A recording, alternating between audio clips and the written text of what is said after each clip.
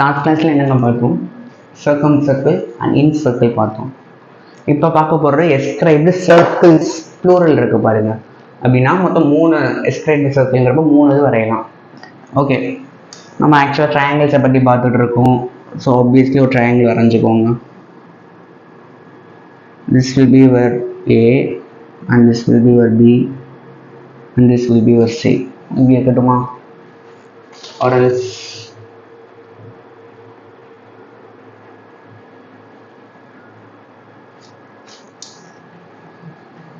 எப்படி ஒன்று இருக்கலாம். ஆக்சுவலாக 3 விதமாக வரையலாம், பட் நான் என்னோட போர்டுக்காக நான் எப்படி வரைகிறேன். ஓகேங்களா? ஸோ என்ன பண்ணணும் அப்படின்னா, ஏதாவது 2 சைடு நீங்கள் எக்ஸ்டெண்ட் பண்ணணும். ஒரு ட்ரையாங்கிள் ஏதாவது 2 சைடு எக்ஸ்டெண்ட் பண்ணிவிட்டு இங்கே வந்து இந்த சைடு டச் ஆகிற மாதிரி ஒரு சர்க்கிள் வரையணும்.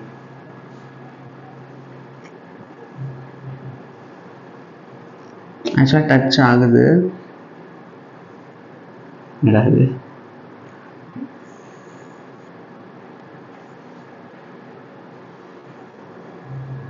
ஓகேங்களா?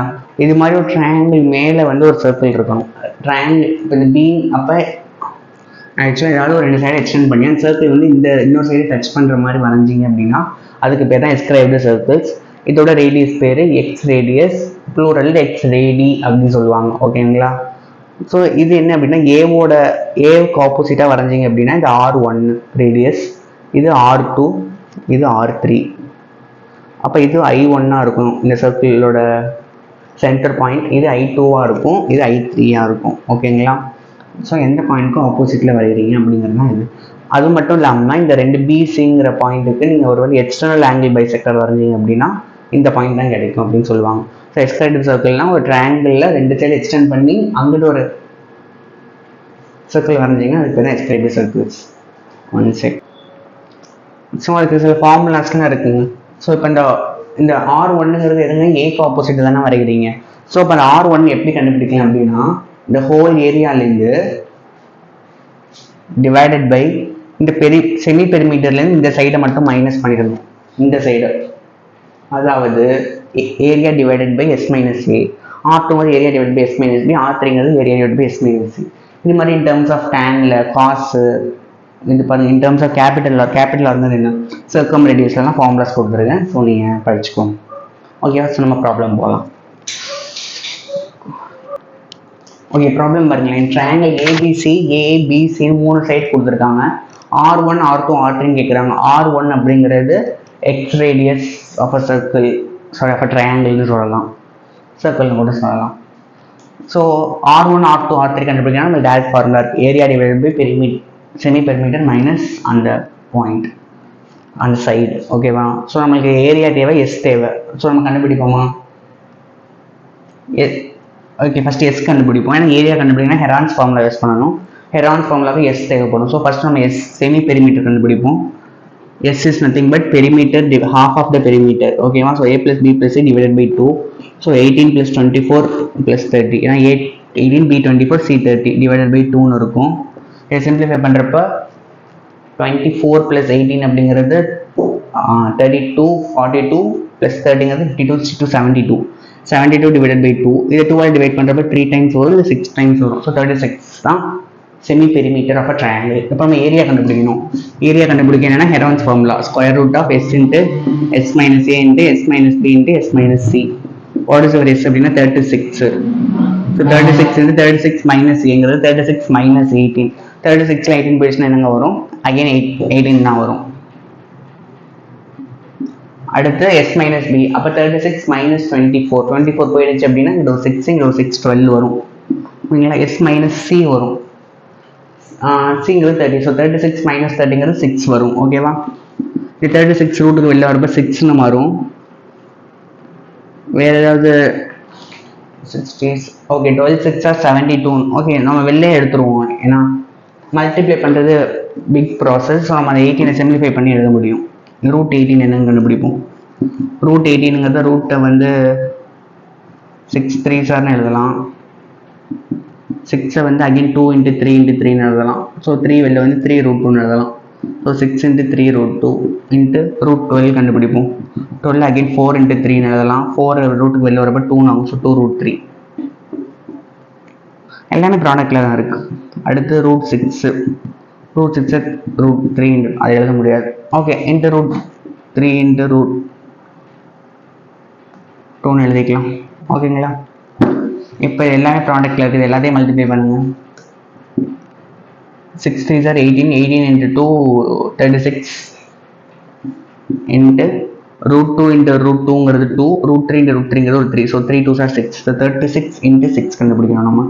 36 into 6 என்ன? 6 6 are 36, balance 3, 6 3s are 18, 18 plus 3 21. So 216. இதுதான் இதோட ஏரியா. இப்போ R1 வேணும். R1ங்கிறது area divided by S minus ஏங்கிற side. So 216 divided by S minus ஏங்கிறது, எஸ்ங்கிறது 36 மைனஸ் ஏங்கிறது 18. 36 மைனஸ் 18 என்ன பண்ண பார்த்தோம்? 18 பார்த்தோம். ஸோ பை 18 வரும். இல்லை நீங்கள் இதை எப்படி கூட வச்சுக்கோங்க, எப்படி மல்டிப்ளை பண்ணாதீங்க, 36 by 6னே வச்சுக்கோங்க. ஏன்னா அப்போ நம்ம சிம்பிளிஃபை பண்ண ஈஸியாக இருக்கும். S மைனஸ் ஏங்கிறப்ப 36 மைனஸ் 18 வரும். ஓகேங்களா? இது 1 times 3 times வரும். இது 3 டேபிளில் பண்ணுறப்ப 1 times 2 12 வரும். R2ங்கிறப்ப area divided by S minus B வரும். ஏரியாங்கிறது 36 into 6. இது மாதிரி சிம்பிளிஃபை பண்ணாமல் வச்சிங்க அப்படின்னா உங்களுக்கு ஈஸியாக இருக்கும். ஸோ டைம் மிச்சமாகும், அதுக்கு தான். ஸோ S மைனஸ் பிங்கிறப்ப 36 minus 24. 36 minus 24ங்கிறது 12. இது 1 times, இது 3 times. 6 3s are 18. R3ங்கிறது area divided by S minus C. ஏரியாங்கிறது 36 into 6. எஸ்ங்கிறது 36 மைனஸ் சிங்கிறது 30 by 6ன்னு வரும். 6 6 கேன்சல் ஆகி 36 வரும். ஸோ உங்களுக்கு என்ன கிடச்சிருக்கு அப்படின்னா R1 வந்து 12, R2 18, R3 வந்து 36. So correct answer. So next problem பார்க்கலாம். இதோட வேல்யூ கேட்குறாங்க. B minus B by R1, C minus B by R2, A minus B by R3. R1 R2 R3 நம்மளுக்கு ஃபார்முலா தெரியும். Area divided by S minus A, area divided by S minus B, area divided by S minus C. ஓகேவா? So B minus C divided by R1 டினாமினேட்டரில் இருக்குது. So டினாமினேட்டரில் பண்ணுறப்ப டினாமினேட்டரில் area divided by S minus Cன்னு வரும். So அது ரெசிப்ரோக்கலாக மாறும் இல்லைங்க. ஸோ அப்போ வந்து டினாமினேட்டரில் ஒரு ஏரியா இருக்கும், மேலே வந்து ஒரு S minus A இருக்கும். ஓகேங்களா? அதே மாதிரி தாங்க அடுத்து இருக்கிற அந்த 3 டேர்முக்கும் வரும். C minus A into S minus B வரும், டிவைடட் பை ஏரியா வரும், plus A minus B into S minus C வரும், டிவைடட் பை ஏரியா வரும். ஓகேங்களா? இப்போ சிம்பிளிஃபை பண்ணலாம். டினாமினேட்டர் சேமாக இருக்கும். ஸோ நியூமரேட்டர் அப்படியே ஆட் பண்ணிக்கலாம். ஸோ இந்த எஸ் நான் உள்ளே கொண்டுட்டு போகிறேன். S into B minus C எழுதுறேன், minus A into B minus C எழுதுறேன். ஓகேங்களா? அதே மாதிரி தான் இதையும் ப்ளஸ் இப்படி இந்த டேர்ம் ஆக்சுவலாக உள்ளே நீங்கள் கொண்டு போய் சிம்பிளிஃபை பண்ணலாம். பட் அது லேட் ஆகுங்கிறதுனால நான் எஸ்ஸை காமனாக எடுக்கிறதுக்காக இப்படி பண்ணிகிட்டு இருக்கேன். ஓகேவா? பட் ரெண்டும் ஒரே ஆன்சர் தான் வரும். So S into A minus B minus C into A minus B இந்த ஹோல் டேர்ம் டிவைடட் பை ஏரியாவாக இருக்கும். இப்போ எஸ் டேர்ம்லாம் காமனாக வெளில எடுத்துட்டீங்க அப்படின்னா B minus C plus C minus A இதில் ஒரு ப்ளஸ் A minus B வரும். ஸோ பேலன்ஸ் இருக்கிற டேர்ம்லாம் அப்படியே எடுத்து எழுதுனீங்க அப்படின்னா இது எதுவுமே காமனாக இல்லையா? ஸோ அப்படியே சிம்பிளிஃபை பண்ணுங்க. Minus AB plus AC minus BC plus AB minus AC plus AB the whole term divided by area. இங்கே பாருங்களா, minus A plus A cancel ஆகிடும், minus C plus C cancel ஆகிடும், BB கேன்சல் ஆகிடும், 0. Minus plus AB minus AB cancel ஆகிடும், plus AC minus AC cancel ஆகிடும். ஆக்சுவலாக இங்கே BC வரும், ஏன்னா C into A AC minus into minus plus BC வரும். ஸோ BC BC கேன்சல் ஆகி 0 ஆகிடும். So 0 minus 0 by area, so which is nothing but 0. இது உங்களோட final answer. So option D is your correct answer. Okay, so next problem பார்க்கலாம். இதில் என்ன கொடுத்துருக்காங்கன்னா R1, R2, R3 are in HP. HPங்கிறது harmonic progression. ஓகேங்களா? அது வந்து நம்ம சீக்வன்சிங் சீரிஸ் பார்ப்போம், அப்போ வந்து நம்ம தெளிவாக பார்க்கலாம். ஓகேவா?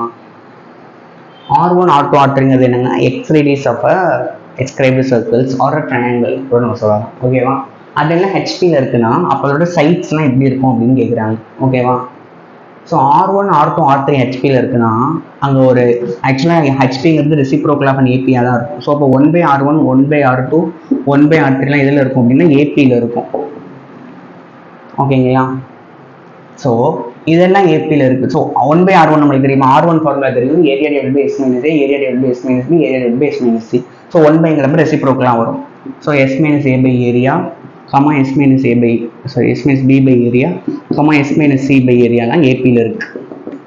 இப்போ எல்லாத்தையும் ட்ரையாங்கிளில் மல்டிப்ளை பண்ண போகிறோம், 3 டேர்மும் பண்ண போகிறோம். ஸோ வந்து அதுவும் ஏபியில் தான் இருக்க போகுது, ஏன்னா எந்த சேஞ்சுமே வராது. நீ ஏதாவது ஒரு டேர்ம் மாற்றினா மட்டும் தான் அந்த சேஞ்சஸ்லாம் வரும்.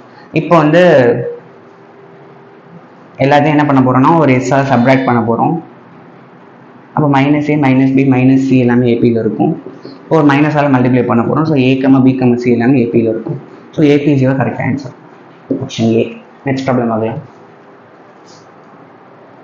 ஓகே, என்ன கேட்குறாங்க பாருங்களேன். Value of r cot b/2 cot c/2 ஆப்ஷனில் பாருங்கள் R1 R2 R இதெல்லாம் வருது.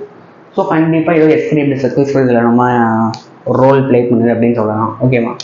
இப்போ ஆருக்கான ஃபார்முலா நம்ம வந்து அங்கே இன் சர்க்கிள்ஸ் படிக்கிறப்ப பார்த்துருப்போம். என்ன அப்படின்னா R is equal to R into cos இல்லை sin a/2 sin b/2 sin c/2. நம்ம இன் சர்க்கிள்ஸ் பார்க்குறப்ப லாஸ்ட் ஃபார்முலாவில் இருக்குன்னு நினைக்கிறேன். ஐ திங்க் ஆக்சுவலி 4R வரும். ஓகேவா? இதுதான் நம்ம அப்ளை பண்ண போகிறோம். ஸோ ஆர் பால இதை அப்ளை பண்ணுங்க. 4R sin a/2 sin b/2 sin c/2. ஓகேங்களா? cot b/2 அப்படிங்கிறதெல்லாம் tan இன்வர்ஸ்ங்கிறது cos b/2 by sin b/2. அப்போ அதே மாதிரி cot c/2 cos c/2 divided by sin c/2. இப்போ என்ன ஆகும் அப்படின்னா sin b/2 கேன்சல் ஆகிடும், sin c/2 கேன்சல் ஆகிடும். So 4R sin a/2 cos b/2 cos c/2 ரெண்டும் சேமாக இருக்குது பாருங்க. It is nothing but R1. So option A is your correct answer. ஓகேவா? Okay, nice, by.